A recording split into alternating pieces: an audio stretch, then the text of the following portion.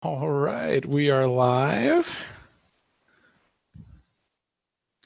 Awesome, awesome, awesome. Let me get this tweeted out for everybody. Hold on one second.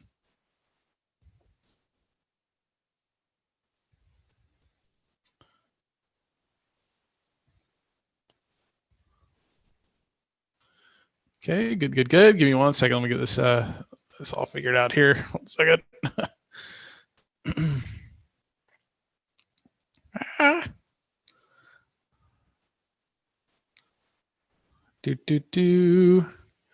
Just trying to now figure out how to use Zoom to switch between the charts and the PowerPoint. Give me 1 second.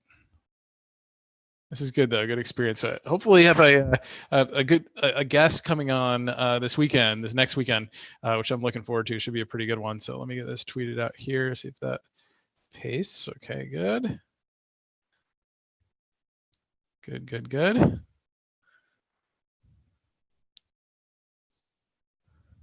All right, awesome, awesome, awesome. So yeah, so good stuff. So today we'll be talking about trading like Livermore. First, let me Jesse Livermore, of course. Let me see if I can switch over to the chart, the active chart here, and see if that will come up for everybody. Okay. I'm gonna click that. It might pause for a minute as it switches over. Let me give me 1 second. Let me make sure that comes up. And while it's doing that, I hope everybody's having a great Labor Day weekend. Getting ready with 4-day trading week this week. So tomorrow is Tuesday. So should be pretty interesting, right? So we have we're not starting off at an expiration day. So looking at, if we look at SPY and things like that, it's going to be a little bit different tomorrow with theta and things like that. Let me just see if this is coming up yet. Okay, yeah, it looks like it's coming up. Good, good, good. All right. Well, so yeah, so great weekend, everybody. Let's take a look. So S&P futures right now, down 16 right now. So yeah, so that's kind of happening right now. Let me see. This is right here. Let me actually put this back to this. Just want to make sure everything's smooth. We'll do a quick market recap, and then we'll get into the today's topic. 1 sec. Make sure this is all good. Okay, good. Make sure it's coming through okay. It looks like it's okay. Good. All right. So let's do an update of the market real quick. All right. So let's see. So we've got SPX. Let's kind of give a overlook. So basically tomorrow is September 3rd, right? But it is the first trading day of the month. So let's get this pulled up here. Oh, this is pulling up. Let's see how we close the month. Need to zoom out here. All right, awesome. So you can see August finished up with a red month, but it tried to work on a hammer right there. So it was, pretty nice. So the real question is this a hanging man, or, is it going to turn into a hammer? What's the case? So we'll see. We'll see where we end up in the morning. Futures have been down a little bit. So we came up the topping tail off of the upper Bollinger Band. Give a big push down, right? That was the Powell's big talk at the end of July, kind of set things in motion to the downside, right? But they've been buying the dip, so the VIX is still pretty high, and but they're still buying it, right? So it kind of came up pretty significantly from the lows. Never touched the mid Bollinger Band. Certainly never got anywhere close to the 50-month moving average, and so there we are, right? So it could be working our way up. We'll see. We'll just have to take one day at a time. Apparently we have another Fed meeting this month, so we'll see how that goes. Should be pretty interesting. And then the quarter ends this month too. So we've got October coming up with new earnings, new quarterly flows, things like that. So it should be pretty interesting. If we end up finishing green this month, it could get pretty bullish to the upside. So but let's kind of take a look here and see where we're at on the weekly chart. It looked like we were going to get a very rare double inside week on the SPX, right? So we had an inside week last week, but it was a pretty wide range, and so it looked like we were going to do that. But right now we ticked just above the prior week's high, and so that kind of gave us a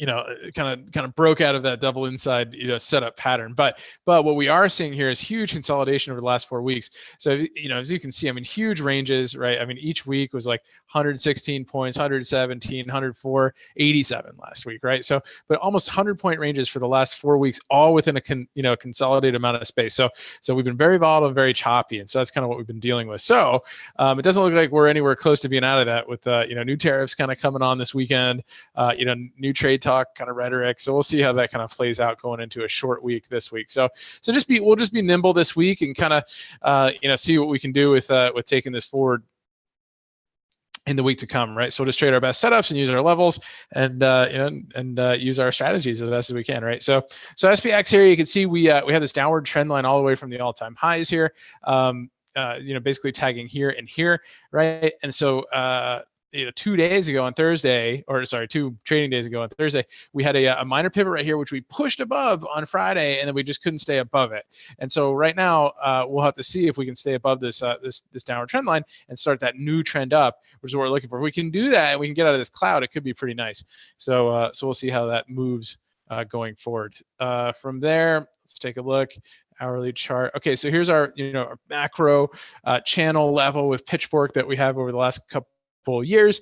And so we could see just here kind of as we hit like kind of these all-time highs back in September of 2018, right? We started our way down, tagged these channel levels here, broke down, got our Christmas reversal back into the channel, back to the upper pitchfork the upper pitchfork midpoint level, right? And just have been kind of came back down to the pitchfork median line and then back up to the top of the channel, and amazingly pushed back down again, right? Isn't that funny how we get to the top of the channel, we go down, right? So now we're just kind of dealing with this 1, 2, 3 bottoms, right? So that's a W bottom, right, plus a V, right? So it either needs to push up through this resistance zone and get to the top. Otherwise, it could get pretty ugly here if it fails a 4th time, right?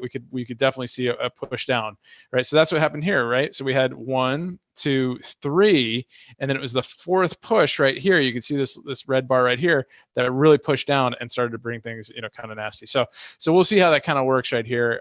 In general, 1, 2, 3. So we'll see if a 4th one ends up pushing down. Usually something is not going to hold a 4th time, but we'll see, right? Anything can happen. So that's basically what we're looking at. Here's some levels. So yeah, so basically this is what we saw. Let me pull up the levels from Friday. Okay, so here's the August levels. You can see we gapped up to the R1 level, right? And I provide all these levels to our subscribers before every market open, right? So we gap up here, couldn't hold those levels, pushed down through the cloud, got to the daily pivot level, basically got down to the weekly R1 level, back up, and then kind of chopped into the close on Friday. So it kind of brings us where we're at going into Tuesday. So it should be pretty interesting as we watch how the futures behave overnight. So good stuff. So let's take a look. Let's talk about what we're going to talk about today. It says my screen sharing is paused. I don't know why, but hopefully it'll be okay here. Give me 1 second. Let's pull up Trading Like Livermore.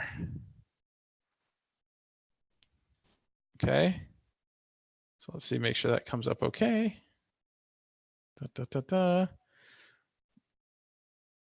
All right, so today, okay, good. So today is the intro discussion on Trading Like Livermore. So real quick, just like everything, right? Everything we talk about here is for educational purposes only, not investment advice, including everything we already talked about the state of the market, right?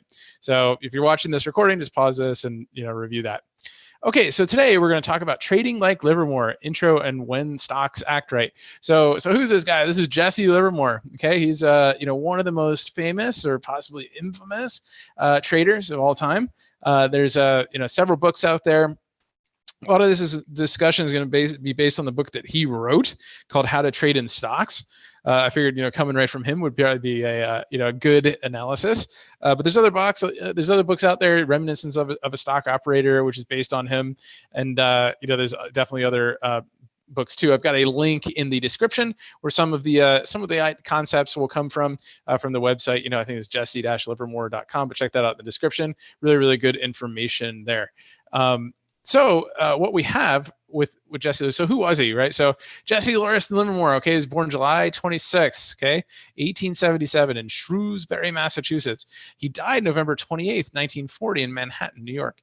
So he got started at a really young age, in the stock market. Got a real interest, as a tween, and started running ticker tape, with the broker's office, and just became really, really interested in it.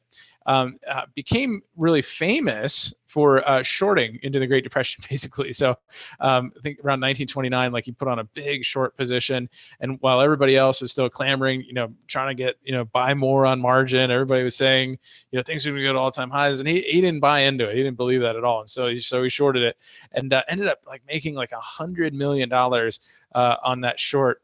And in today's dollars, would be a lot, right? Probably billions. So really, really incredible stuff. And the interesting thing about him is that he built and lost fortunes several times. And it kind of brings a lesson about capital preservation. And he even talks about that too. And he's just famous for his dizzying highs and sweltering lows. And actually his death was actually by, if you see it on Wikipedia, is by a ballistic head trauma, right? So he ended up taking his own life.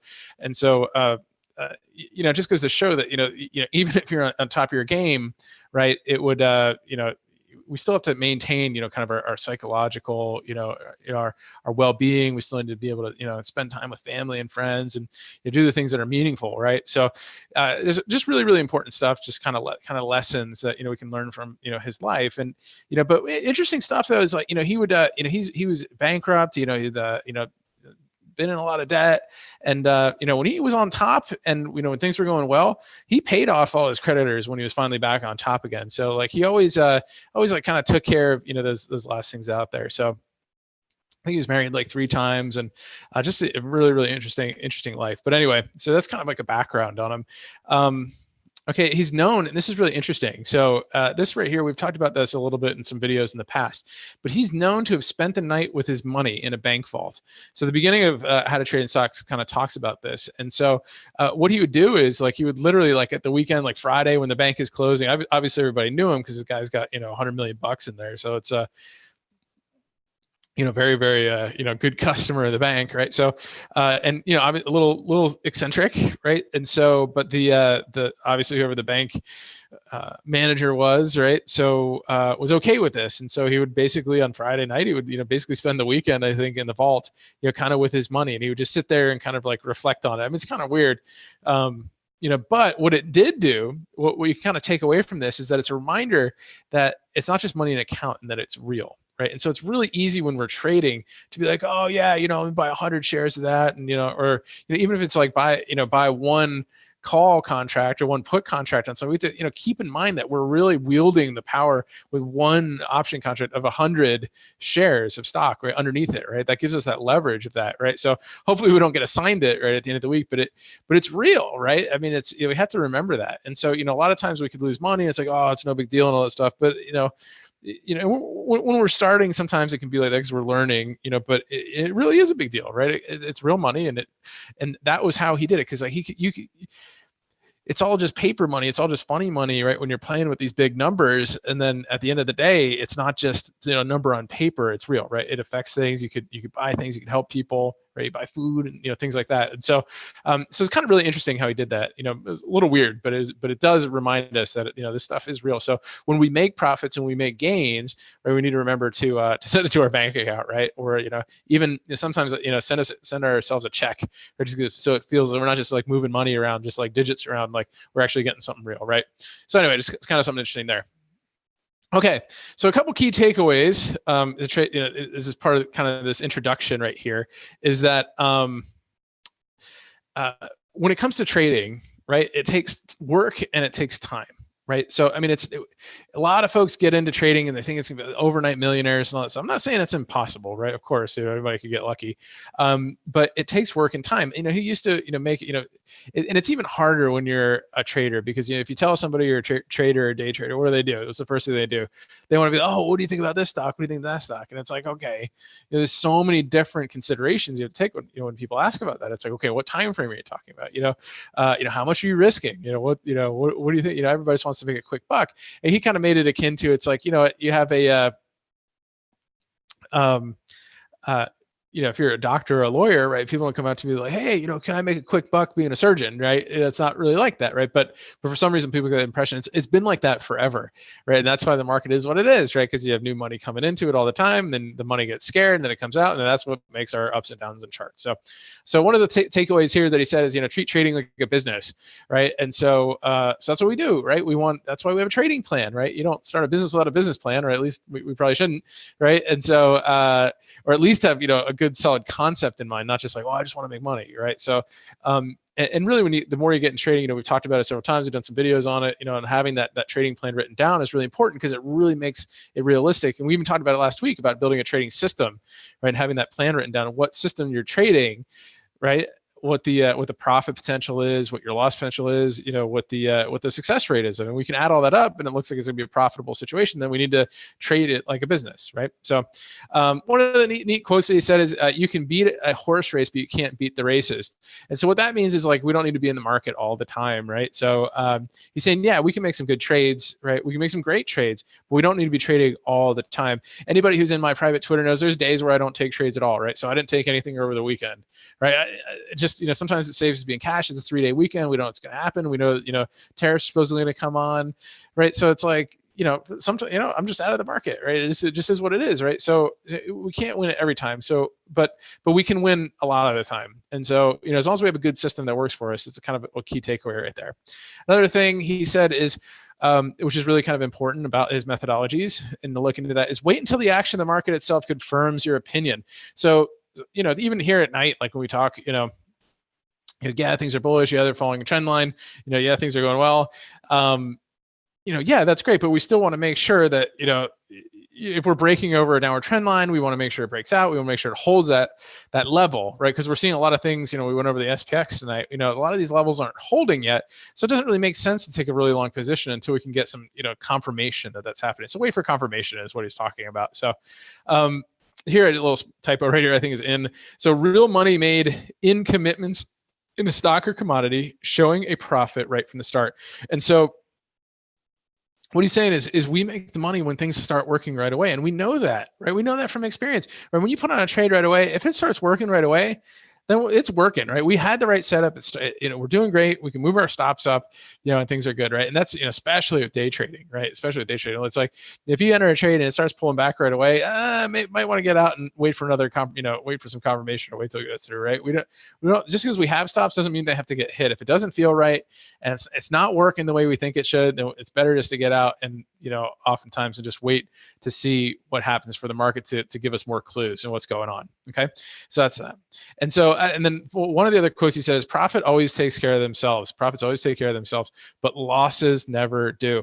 And what does that mean? What does that come down to? So what he's saying there is, basically let your winners run. Don't let your losers run, right? So we can always trail profits. We can always, trim and trail. We can always adjust our stops. We can even be a little bit green and just have stops, just a little bit of profit, and let the trade work out. But we don't want to just continue to lower stops when we're losing, right? Because it could go down and down and down and down, right? And we don't want that at all. Okay, so that's what he's saying. He's saying, let the profits do their thing, manage it the way you want to, but don't let the losses do their thing, right? Because it could get really debilitating. And trust me, if anybody knows, this guy knows that, right? So, so really, really important stuff there. Okay. All right. So that's kind of the introduction. So real quick, I just want to talk about when a stock acts right. And this is kind of one of his concepts. Okay. And so when a stock acts right, okay. One of his concepts is that stocks have a personality. We talk a lot about this in the room, right? Each stock is kind of like its own different little thing, right? And that's kind of the fun part about trading. Trading the indexes is one thing, right? You have to kind of keep into account all, so the S&P, you got to keep out 500, the accumulation of 500 stocks, right? But each individual stock has personalities, right? We start to learn who the CEO is. We learn about kind of their announcements. We learn what happens when it gets upgraded and downgraded, right? We learn what happens when it gaps up. And we learn how it handles breakout levels. Like we know, like Facebook, for instance, likes to 1, 2, 3 tag it like 3 times before it actually breaks out often. So these are just kind of little things that we notice along the way. So stocks do have a personality. And the other thing he says is that stocks get into definite trends, and we know that, right? So so we'll take a look at that here in a second, right? So we'll take a look at SHOP. So let's for instance, we'll take a look at that. So what I really want to do is pull that up. So let me get that 1 second.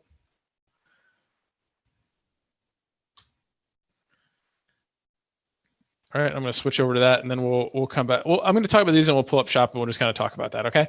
So at the beginning of the move, there's large volume with advancing prices. Okay, so that's another interesting thing to kind of consider right there. Okay, so when something is getting ready to move up and to really start going, right, or even if it's shorting, right, there's going to be some volume coming in showing that that's happening, and the price is moving up. Okay, and so what he'd like to do, and we'll talk more about his strategies later, but what he'd like to do is when he didn't like he would actually wait until it started to break out. He'd put on a position. Right, but he wouldn't go all in on it. He would just wait and see. It was kind of like a feeler out there. And then if it kept going and kept confirming, even if it pulled back a little bit and touched that level and then kept going and it felt right, then when it broke past that next point, he would add more. And they would add more on the way up. Right. And so I thought that was really interesting. Right. So, but it always starts with some increasing volume and increasing prices. Normal reactions have low volume. And what a normal reaction is, that's what we talk about, like our corrective patterns, like an Elliott wave, right? That's your pullbacks, right? So it just would be low volume, right? We expect things to pull back a little bit and then keep going. So if we start seeing high volume on those, those are maybe considerations to get out. Okay. And eventually volume gets low at higher levels and becomes harder to buy. And so that's just shows, you're topping out, right? The volume's kind of ending. It's getting harder to buy up there, right? It just makes it harder, right? So he says, don't let a stock go stale on you. And after making a profit, be patient, but don't let patience create a frame of mind that ignores danger signals. Okay. So, so we might be like up in a trade, right? We might be up in maybe in a long-term trade. And, we want to be patient up there, but if there's certain signals that this thing is breaking down, we might want to consider, getting out, right? So he also said 1 to 2 nice up days and then down at the end of the day, right? So say we have like 2 nice up days, right? And then down at the end of one of those days. And then the next day is up strong, but the next day doesn't follow through. He says this is a dangerous signal, right? So that's something to kind of keep in mind too. Okay. All right. So we'll take a look at shop here in a second. Let me just finish off with this about the man in the mountains. Okay. So there was a guy that he, said he knew, who used to live up in the mountains, and he would basically just go up there. He would place his trades. He would look at what's going on. And the guy was, supposedly made a fortune trading. And he said, real movements don't end the day they start, right? So if it's really going to move, right, it's going to move, right? And so, and only when those movements don't appear natural is it time to get out and wait for the next setup. And so this man from the mountains that he's talking about, he would look, he would make sure that the trend is starting, and then he would put his position on, then he'd go back up in the mountains and just kind of relax and reflect on life and do whatever he does. He would check the paper, like once a week and just kind of see what's happening with the price of whatever he had his investments in. And as long as things were kind of appearing natural and still going, he wouldn't even think about it, right? And then, but if he saw something weird that was kind of standing out one of those weeks, then he'd go into town, he'd sell out his position. Apparently the guy made a ton of money doing that. But whether he's real or not, what he's talking about is that is kind of the mentality to have, right? So be the person in the mountains, right? Somebody who can let a trade work until the signals are there to get out. Okay. All right, cool. So that concludes the introduction discussion on this. So let me just real quick, let me just show an example with Shopify. So 1 second, let me pull that up here. I hope everything is still coming through okay.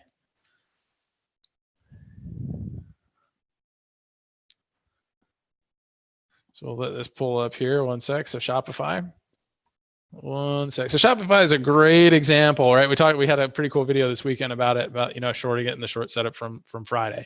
But let's make sure this pulls up here. Hold on. Maybe I need to actually have it up. Hold on. Yep, should be good.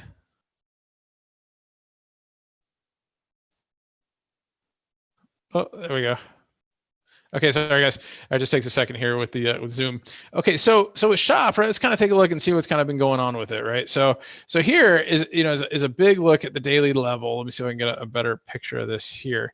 Okay, so here's just a very, very simplistic look at the daily level, but let's kind of take a look and see what's going on here, right? So a couple times, so basically back here, it was this is what Livermore would look for, right? So he'd see this consolidation period here and start and be like, okay, what he would say, and we'll talk about this more when we get to pivot points. What he would say is, all right, we've got this consolidation here, right? And eventually it's going to break out and make a move. Okay, so if we kind of move this forward here, let me activate this, move that forward here, right? So we kind of move this forward here. Right, we're starting to see some volume come in, right? Kind of push down a little bit here. Right, some earnings, a lot of stuff came in earnings, and then we had this earnings, right? Then things started to change a little bit, right? The composure started to change, right? And you could see volume started to increase too. And one thing we can use to look at that is actually the average volume. So let me pull it up here. And this really does help to look. So let's say volume, average. I think I can just do average volume. 1 second. So in volume.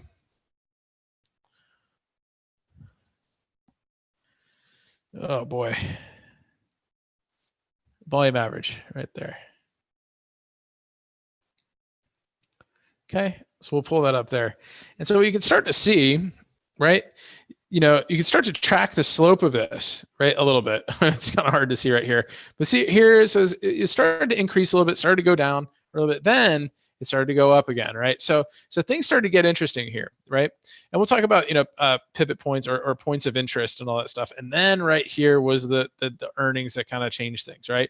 Lots of volume came in here. Look at that. The volume of this one, almost the highest of all of them, right? But then there was a lot of volume that came in afterward too. And we could see the average volume is starting to increase. So basically, the composure of this stock started to change over time, right? And so every pullback, right, we would see here, maybe a little decrease in volume right here, even on a pullback. Here had some big volume, right? But he would look for the pullbacks that had less and less volume, like volume is decreasing right here, right? And so, but then we start to see, we have to look and kind of see if trends and stuff are changing, right? So now we're starting to see an increase in volume here as it's starting to pull back. And so this is kind of one of those things, right? It's a huge move, right? It started to break out this level 175. Goodness, it's almost doubled since then. So, I'm not saying that we're necessarily done, that this movement is, over yet with SHOP, but certainly this breakdown was not, was definitely something that was on our radar and kind of made sense to kind of keep an eye on here. So just even this recent trend line break right here, gave you this minor pivot right here, inside day right here. Once that broke down, it really pushed down and filled some gaps.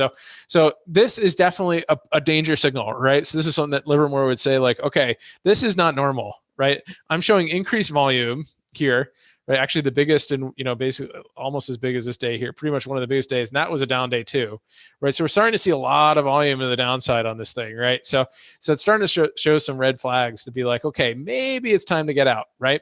And so we can see some other things too, right? Stochastics going down. We have a lot of other tools than he had there, but this is kind of one of those things. It's sort of red flags going up. We're getting increased volume. See all this thick volume in here?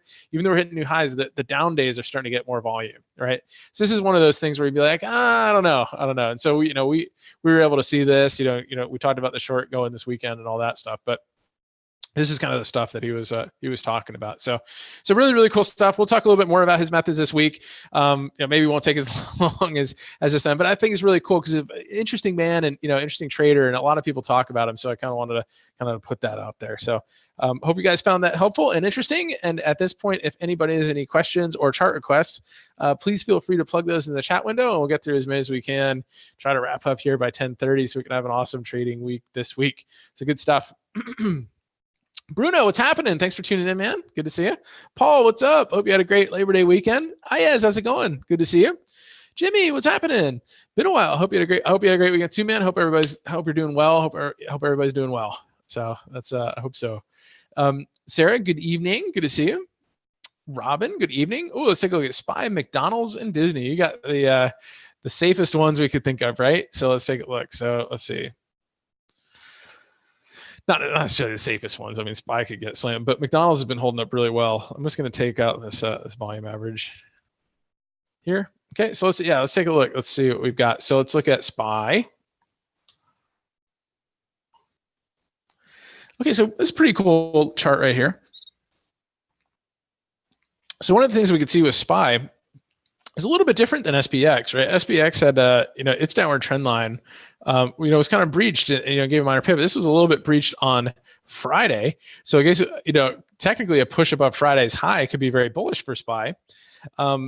But it's also, what's really interesting here is this is defined, all this volume in this area, especially over these last couple of weeks, is defined a volumetric level right here. So we really are into some pretty heavy resistance, right? We're into downward trend line resistance and volumetric resistance too. So, futures, them being down a little bit, so we got to watch out for that. We push down off of it. But what we could be doing is working for a potential another push over this downward trend line. And if we get over that minor pivot, we might see another move up on that. Let's take a look at McDonald's. So Mickey D's. Okay, so Mickey D's has been following this channel forever, right? We tried to catch it up here after earnings, right? Remember 218 was that number I was trying to get to. At this question mark here, is wave 3 done? Maybe not, Paul. Maybe not. Maybe this thing's just going to keep on going. I don't know. So we'll give it another shot up there. But at this point, it's still holding this channel really, really well. It's pretty incredible stuff. This next down move, it did push down. Maybe it'll get some support here on this 215, 216 level, and then start to work its way back up. So look for some maybe some bullish setups, on that pullback if it happens. And then Diz, gotta love the Diz, right? Huge competitive stuff going on now. I mean, amazing, right? This is a Livermore type stuff, right? Look at this. We're in this consolidation period here for a very long time. Even like you can see all the volume down here and all this consolidation, right? And then we had a boom, a push up here on big volume, and a lot of big volume days, coming in, coming up here. So Disney is now, it's turning into kind of a hot stock, right? So now that they're becoming competitive with Netflix. And so, yeah, I mean, are they behind? Yeah, they're way behind, right? Because Netflix had all their shows for like years, but they're definitely getting hot right now. And so it is pretty interesting stuff. And so with that being said, maybe eventually they can replace Netflix on our go-to list. But for now, we'll continue to watch it, right? So here's your downward trend line. That's where I know we got lots of horizontal lines here. These are just all the different levels we've been using recently. But I don't want to delete it because I don't want to read all the trend lines. But we have our downward trend line here. So we did have a minor pivot on Thursday, and then we couldn't get over it on Friday. So really, until we can get over Thursday's high of 138.68, right? Then we just have to assume that it's going to consolidate a little bit more. It might even work its way back down into up below the trend line. But that's your key breakout level right there, that 138.68. If we can get over that and close above it, we might start seeing ourselves working back to those all-time highs. So. Session, how's it going? Good to see you. Eric, how are you? Good to see you. Hope you had a great weekend. Heather, hope you had a great weekend too. Good to see you. Good evening. Net Fry, what's up? Good to see you. Manoj, how are you? Enjoy life. What's up? Good to see you. Net Fry, SPY, lost you there. SPY hit 291 again. Futures are super green. That's what I'm talking about. Buy the dip. Yeah, we're only down 11 points from being down what? Like, what was it? Like 30 or 40 earlier. So pretty incredible stuff there. Yeah, so good. Yeah, we might open up green tomorrow. That'd be cool. I wouldn't be surprised if we open up 10 points. So isn't that neat how I just click over there, just kind of jumps that up? I don't know why it does that, but anyway. Back to this. Good stuff. Harvey, what's going on? Hope you had an awesome weekend. Heather, let's look at Roku and Starbucks. Yeah, those are great ones to look at. I think both, Roku's, let's take a look at Roku. So Roku's been a little bit working its way up. I mean, the thing's a freight train right now. I mean, this thing is going straight vertical, right? And so, we kind of take a look at, well, I'll just throw those up here. Okay, so we can see here. This is what we've been working on. There's your new highs. Technically, that's your pivot right there. So it's getting a little bit extended over this upward trend line using those two levels right here. If we switch this here, if we just go like this, we can tighten it up a little bit. If we go there, then there, something like that. So again, it's still holding trend. So, again, a push over Friday's highs, just gives another all-time high push, right? So, continue. I would have to imagine that it consolidates a little bit, right? Like this, maybe, and then goes. I don't know. We'll see. It could be an interesting week for Roku. We'll look for it. We'll definitely track this trend line. And if it gives us some minor pivots, it might even be shortable this week too, right? We'll have to gauge its strength this week. So keep an eye on that. S-Bucks, long-term portfolio type stuff. I think this thing's going to 200, but that's just a personal opinion, not investment advice. This thing has just been so strong, right? Remember we traded up here. I was like, oh yeah, it'll get up to 70, and it sure did. And it's hung out there, and then it just kept going and going and going. And so honestly, I think this consolidation here is probably bullish for it, right? We had a nice consolidation here, maybe a little pullback. Maybe we'll see something, maybe a test of its gap, area and all that stuff. And then see it again. This thing could work its way up. So really, really interesting stuff. This thing, could break out over the next couple of weeks for, very, very possible. Even if it pulled back to its next earnings, right, it could, begin a new launch from there. So it should be interesting to watch. I have to do a new wave count on that one. But yeah, it could be interesting. I mean, right now, I wouldn't mess with it, right, just until we can get, some sort of confirmation, right? So, at this point, maybe, I mean, it's really tough to even see like any sort of, it's just chopping right now. It's just consolidating right now. I think it's just building up energy and We'll look to see if more volume comes in, can give us another pop. So something like that. So Wendy, good morning. I hope everything's going well in Singapore. Hopefully it's a nice day over there. Nudie Poo, CRWP. Good to see you, man. CRWP. CRWD. WD. Oh, and I have to, let me type, I've got Shirley stocks too. Let me type this in before I forget. Let me pull that up 1 second. Let me just type that in real quick here. So we've got JKS, Huya. And by the way, Shirley, I don't recommend trading Huya. ETN, QQQ, and JD. Okay, cool. These are, let me just type these in here before we forget. Okay, cool. All right, so CRWD, let's take a look. So CRWD, wow, is looking really bearish, right? It's got earnings coming up 9.5. So the earnings coming, it needs to be good. Otherwise, see a gap fill, right? Possible volumetric level down here, 67.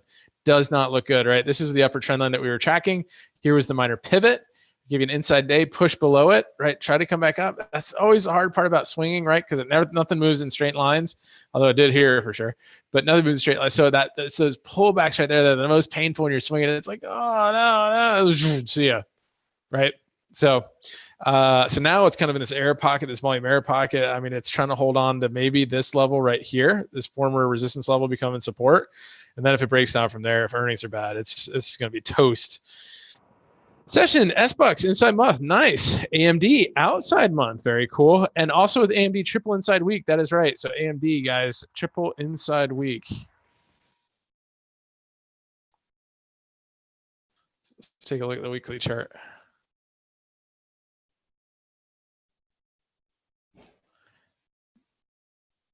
Any minute now. Hang on there. AMD, okay. Here's that big, right? That gave you your outside month, right? That bar right there, because it just overlapped everything before it, right? And so that was a huge deal, right? But then we went inside next week, but huge range, right? Then we went inside again, and then we went inside again. So 1, 2, 3, triple inside week right there. So these are going to be some key levels to look at next week. So we'll see if it's going to move out of that. I don't know. Short week this week, who knows? Maybe quadruple inside week. If that's the case, maybe at the end of the week I might, put on a straddle on AMD, right? If it gets really tight. Definitely something to look at. Hubs outside month. The Hubs.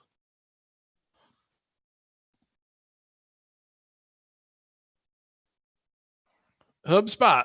Moving its way up though. Yeah, you can see same thing. Big outside month right there. So we'll see if it can hold. Yeah, but definitely at the top of this pitchfork area, we'll see it came off of it. It's trying to hold on there. Hopefully you can find some support here. Otherwise, it might kind of test this open gap right here around this 193.23. So keep an eye on that. Let's go back to here. So yeah, a couple of those key levels below. So definitely worth watching. Watch the stochastic here as it kind of comes down to from the upper pitchfork level. Okay, so it's a little bit risky there on Hubs. Bruno, yeah, Roku, yeah, we just took a look at Roku. We'll take another glance here real quick. So Roku again, just keep an eye on it this week. Make sure it doesn't break down this this tight upper trend line. If it does, it might want to give you, it might give one of those, what did he say? Natural, reverse, natural correction, type situations right there, right? So, he called it a,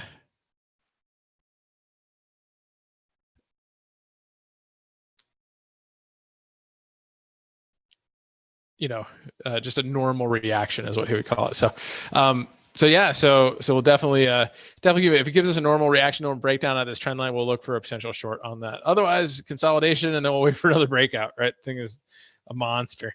Paul, UPS, yeah, let's take a look. Yeah, it's great.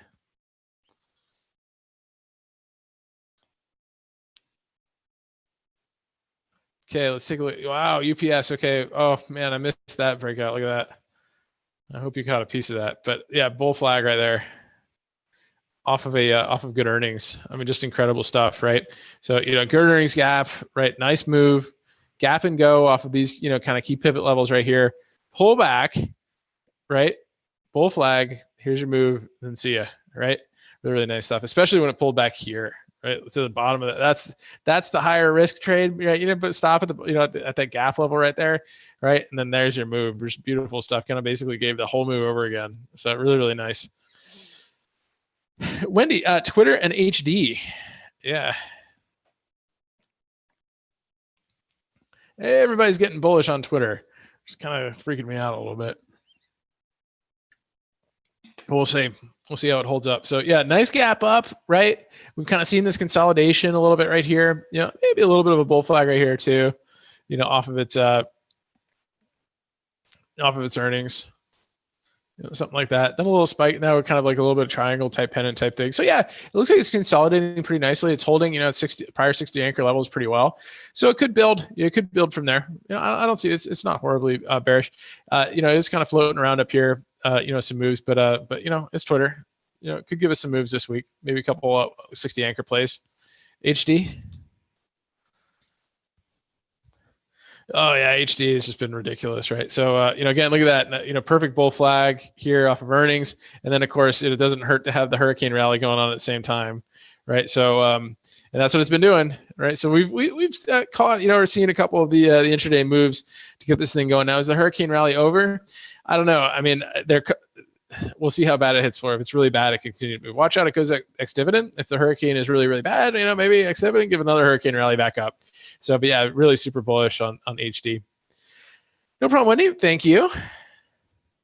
Leo, what's happening with futures down? What do we think of Roku and Shop? Can they be short? That's a good question. So really, futures are not static, right? And so, right, they move all night, and so we don't know. I mean, they could be bullish in the morning, like NetFry is saying, right? I mean, we could actually be green in the morning, and it wouldn't surprise me either, because that's the way these the way it's been the last 4 weeks, right? You know, I mean, we're up 50, we're down 50, right? So it is tough to really say. I mean, if the futures are strong in the morning, you know, Roku and Shop could really reclaim pretty well. But the one difference between the main difference between the two, here you go. Here's a 5-minute chart of the S&P futures. All right, so let's kind of zoom in here. Right, so you know, big move down right this morning, right? Chopped around a little bit, then pushed down into the close. Okay, and that was at 1 p.m. today, and then we open up again tonight. Boom, big move up, right? Up, comes down, tags the cloud, tests it again, and then up. Bull flag, maybe another bull flag here. And if we keep on going, this thing could be green in the morning, right? So we'll have to see where we're at, you know, in the morning. But you know, so I wouldn't, you know, say that necessarily this is going to, you know, be a reflection point. But really, the main thing is the volatility right now is really high, and the IV, the implied volatility of the volatility is high, and that affects things. It gets things moving. So Roku, you know, yeah, we'll look for a short on it for sure. I'm happy to trade it both ways. It actually gave us a good short on Friday. You know, but you know, in terms of big, you know, long-term type short, you just follow your trend, right? You know, we've got our trend line up here, right? If it breaks below the trend line, we'll look for a minor pivot, and then if it breaks below that minor pivot, then we'll look to short it, right? That's how we do it. So that's how we did it. You know, that's how we look at it with Shop on Friday, right? So right here, it's very, very similar, right? Shop is, you know, a little bit weaker right now, but it did hold. It filled some gaps and it held them as support. And Shop is pretty strong too. But what we did see here is we had this upper trend line, and then we had the minor pivot breakdown right here. Right now we're below the trend line, right? So trend is changing. And then we had an inside day, and then we broke down below the inside day on Friday, right? And that gave it that big push down. So it's a little bit different, right? So we look for these changes in composure of the stock, right? And yeah, of course, if futures are really, really weak, we'll look for more downside movement and all that stuff. And that could cause the trend to change, you know, possibly Roku too. So but Roku right now is still holding its trend. Shop broke down below it. Now it has to get back above it.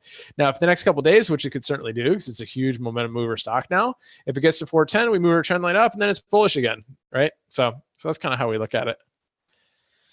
Mike, what's up? Choco, how's it going? Roku is the best stock to short this week. It could be. It certainly could be.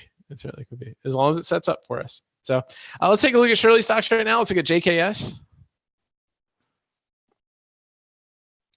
JKS Shirley is looking pretty good. Yeah, big move up here, right? Obviously, you know, fresh trend to the upside, which is nice. Let me take this channel off here. Okay, so you know, it's definitely bullish until proven otherwise, right? This is the last breakdown area right here, and you can see that was your minor pivot. So here's your minor pivot break right here, and then it got above that here. So as long as it stays above this level, it should be okay. It was at 2080. Huya, Again, I never recommend trading this thing, especially with options. It used to be fun to trade. Now it's like horrible. So it tried to break down surely here, and then it looks like it kind of pushed above it. So it actually is still looking pretty good. That gave us a new relative high. And so that moves here. And there's our trend right there. So bullish until proven otherwise. But again, trading it is like no fun. So no. Sonos. Yeah, I think it's a cool company, honestly. But like I like the bull flag right here, right? And kind of working its way up, and it's breaking out of the bull flag, right? It's got over this pivot. Next level, right? Like you said, we got to get over here. There's 1550 and then 17. I think work its way up. That's a pretty cool stock. ETN.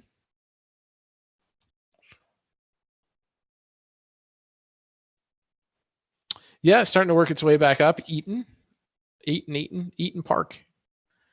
There, minor pivot right here. Breakout here, gap above it, over volumetric. Yeah, starting to look pretty bullish. So make sure to hold. Just be careful of those gaps below, but we're starting to see some volume come in too, so that's nice. What else? QQQ and JD.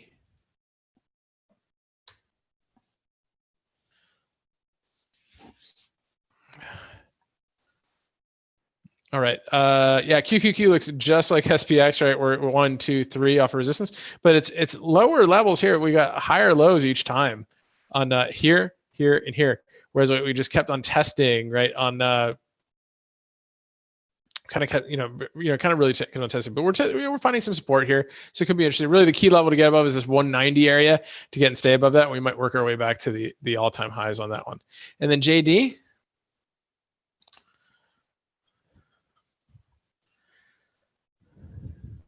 Yeah, rejecting a lot of these levels 1, 2, 3, 4, 5. So I'd be careful with this one, Shirley. I know it's moved up a lot since we last looked at it here. I just don't think this one has the strength or the leadership to get above it. But I mean, it could keep on trying, right? It had its gap move and then kind of rejected it, kind of reversed off of it. Again, key levels to get over this 32, 38. If we can get over that, then I'd maybe look. But right now, I wouldn't mess with a long position on this thing. So cool, good stuff. Joko, Bitcoin versus the BTC. Let's look at the Bitcoin futures. See how that's looking right here.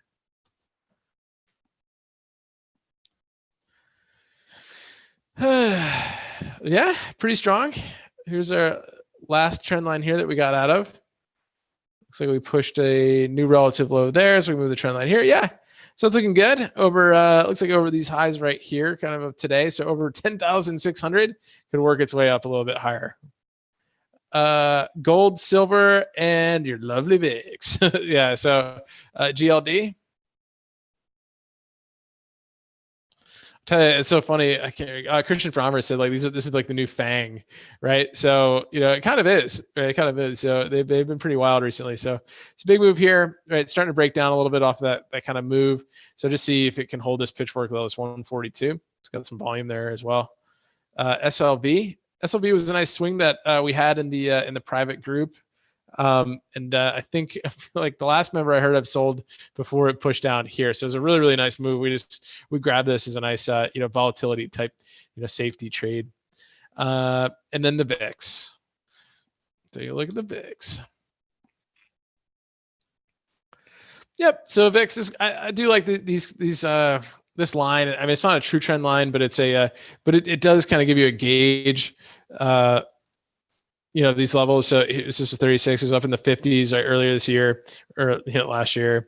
And so we got pretty close to this line here. We're still a little bit below, but we're still pretty high, right? We're definitely above that 10, 11 area where things just kind of choppy and things are working their way back up. So it is kind of holding this 18 level.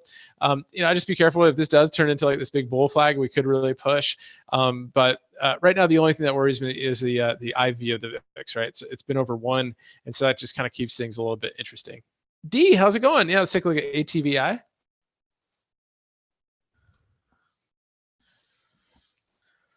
Yeah, it's trying. It definitely got over this volumetric level here. I mean, kind of a couple of these levels are kind of key to get above, right? So as it continues to work, right, we might start to find some hope in it, right? I guess they just came out with a new World of Warcraft type thing, so they're trying to work their way up here a little bit. Look for potential breakouts. Once it does, right, then it can really start to launch, right? We got this level here at like 52. We got this level here at 57, and then we got the gap fill right here at 62. It could really start to work its way up if it can get some momentum in it. So these gaming stocks just haven't been doing too much. So, but anyway, definitely worth keeping an eye on. Ask me, how's it going? Thanks for tuning in. All right, guys. Well, I appreciate everybody for tuning in. Awesome discussion today on Jesse Livermore, and kind of starting to talk a little bit more about the way he traded. We'll talk more about this week, and of course, great chart requests to everybody. Really looking forward to this week. I think it's gonna be fun. It was a short week, but I think there's gonna be some fun trades this week. We should definitely get some fun tweets and some interesting tariff stuff, and who knows what else, hurricane stuff and everything. Well, anyway, if anybody here is listening and they're in Florida, prayers to you guys. Stay safe. Hope everybody has a good rest of your evening, and and a good safe week this week, and a safe trading week too. So really appreciate everybody. Appreciate everybody's support. Have a good rest of your evening, and we'll talk to you guys tomorrow. Remember your risk first, and stay safe so you can stay in the game. Have a great night.